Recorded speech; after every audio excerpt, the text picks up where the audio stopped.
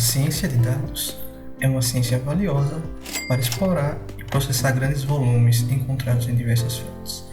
A partir desses volumes de dados são gerados insights que podem beneficiar e muito a uma organização. A ciência de dados abrange algumas áreas.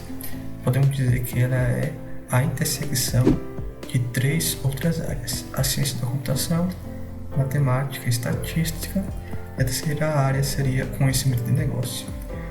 O conhecimento de negócio permite aos cientistas de dados entender o problema e o que pode ser feito para resolvê-lo, adequando as soluções às necessidades do negócio. Já a matemática e a estatística fornecem conhecimentos necessários para compreender e interpretar os dados. A ciência da computação vai oferecer as ferramentas, o código, o software, as bibliotecas, justamente para resolver os problemas reais. Vamos para o breve histórico da ciência de dados. Ela surge como parte do pacote de inovações tecnológicas que surgiram lá na Segunda Guerra Mundial, época em que se usava estatística para a quebra de códigos de mensagens secretas, aplicações militares e logísticas e, posteriormente, na aviação e na corrida espacial. Na década de 60, o primeiro computador, o ENIAC, deu origem ao sistema de mainframe da IBM, o Mainframe System 360.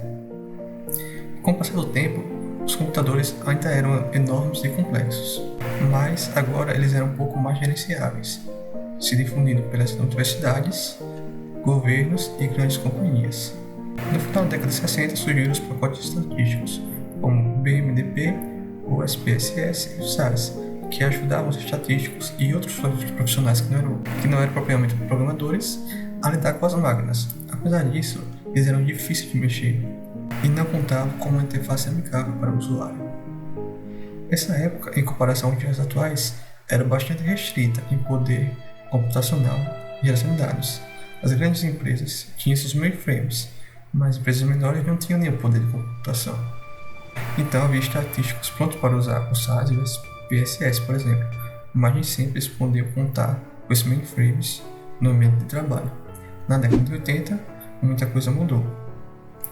Surgiram os computadores pessoais, os PCs, que cabiam à mesa, e agora as empresas começaram a implantar departamentos de TI. Surgiram pacotes estatísticos mais baratos, com interface gráfica um pouco mais amigável, e análises estatísticas mais complexas podiam ser feitas em menos tempo do que viver um computador. A partir de então, a venda de PCs aumentou bastante. Agora, na década de 90, a venda de PCs foi impulsionada pelo PentSpeed, GIS, softwares acessíveis e fáceis de usar, incluindo planilhas com funções estatísticas e a internet. Com a internet surgiu alguns sites com materiais de referência para estatística. Os dados que outrora eram difíceis de conseguir, agora estão à disposição através de alguns cliques. Surgiram mensagens instantâneas, mídia social e blogs. A quantidade de dados gerados e disponíveis na internet disparou. O Google e outros motores de busca proliferaram. Os conjuntos de dados agora eram muito grandes, enormes, e todo esse cenário aí intensificou o uso da estatística.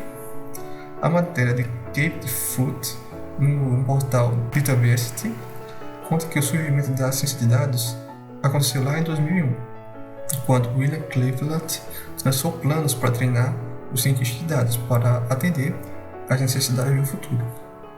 Em 2002, o Conselho Internacional de Ciência, o Comitê de Dados para a Ciência e Tecnologia, passou a publicar o Data Science Journal, uma publicação voltada para questões como a descrição do sistema de dados, sobre publicação na internet, aplicações e questões jurídicas.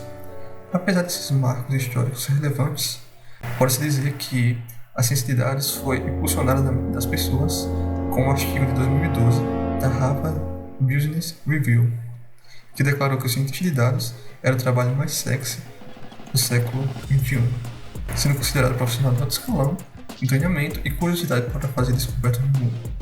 Resumindo toda essa história, Data Science surgiu graças à convergência de um monte de fatores, novas ideias de estatísticos, difusão da ciência da computação em vários campos, um contexto econômico favorável também, a queda do custo da computação no modo geral, tudo isso permitiu às organizações armazenar e processar cada vez mais dados. Por que a ciência de dados é tão importante no dia de hoje? Vamos imaginar uma empresa que vende sorvete. Note-se uma relação entre as vendas e a temperatura. Quando a temperatura do meio externo é mais alta, tem mais consumo de sorvete, as pessoas querem consumir mais sorvete. Mas quando ela é mais baixa, esse consumo diminui, obviamente. Isso é importante, por exemplo, para a questão do estoque. Não faz sentido produzir muito sorvete se o tempo está frio. Esse exemplo não parece muito útil, porque a gente consegue perceber isso com muita facilidade sem o auxílio da ciência de dados. Mas imagine o cenário de uma empresa que tem muitos dados vindos de diversas fontes. É impossível perceber todas as possibilidades que se pode aproveitar sem o auxílio de alguma ferramenta, uma ferramenta específica. É isso que vem a ciência de dados. É uma ciência que vai fornecer essas ferramentas e o conhecimento para extrair a informação útil de tantos dados gerados.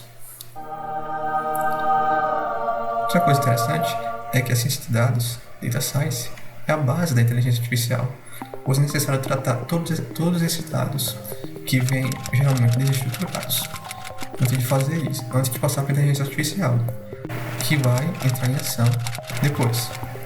A inteligência artificial seria uma área da ciência da computação responsável por simular a inteligência e o comportamento humano usado nas máquinas.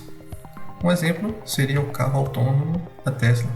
Vamos falar agora das vagas e do salário dos cientistas de dados. De acordo com o Glassdoor, o salário médio dos cientistas de dados aqui no Brasil é de 8.735. No exterior, os salários são bem maiores. E o valor depende da senioridade do profissional.